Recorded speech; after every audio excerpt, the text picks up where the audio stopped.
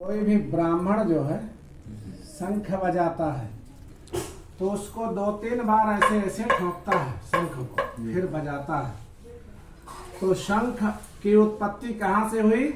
समुद्र से। लक्ष्मी जी की उत्पत्ति कहाँ से हुई? समुद्र से। तो दोनों कौन हो गए? भाई और बहन हो जाते हैं। इसलिए लक्ष्मी कहती है मेरे भाई को मारो मत, मैं आपके यहीं बैठ जाऊंगी।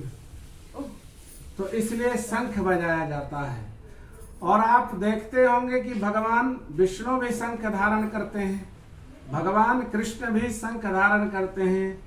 सालको नाम धारकः, सालकों को संस्कृत में सालको बोलते हैं और हिंदी में शंख बोलते हैं। तो भगवान विष्णु भगवान कृष्ण भी अपने साले को हाथों में उठाए उठाए घूमते हैं। तो भैया हमारा और आपका फर्ज बनता है कि कभी भी अपने सगे संबंधियों से सालों से विरोध नहीं करना चाहिए। यदि हम विरोध कर लेते हैं तो हमारे घर में लक्ष्मी का आगमन नहीं होता है। यदि वहां विरोध हो गया तो घर की लक्ष्मी प्रसन्न नहीं रहेगी, और ये प्रसन्न नहीं रहेगी तो घर में उन्नति कम हो जाएगी।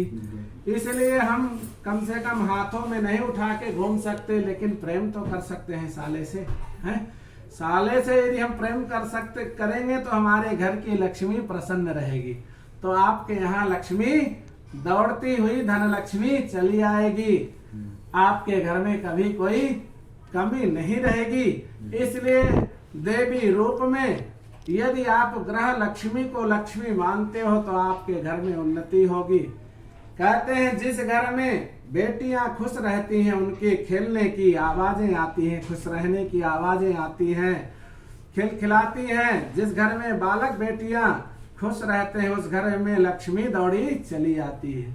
कहते हैं जिस घर में ग्रह लक्ष्मी खुश रहती है उस घर में लक्ष्मी दौड़ी चली आती है। कहते हैं जिस घर में बुजुर्ग खुश रहते हैं हंसते खेलते हैं उस घर में लक्ष्मी दौड़ी चली आती है। इसलिए कहते हैं कि कभी भी अपने ससुराल वालों से अथवा सगे संबंधियों से भाइयों से सबसे प्रेम बना के चलना चाहिए। समाज में खुशी ही मेन है, चेहरे में आपके खुशी है, रौनक है तो आप अपने आप में बहुत बड़े धनवान हैं।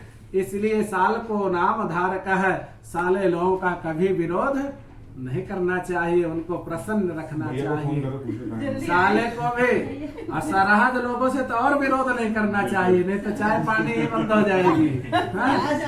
तो बोलिए लक्ष्मी नारायण भगवान की।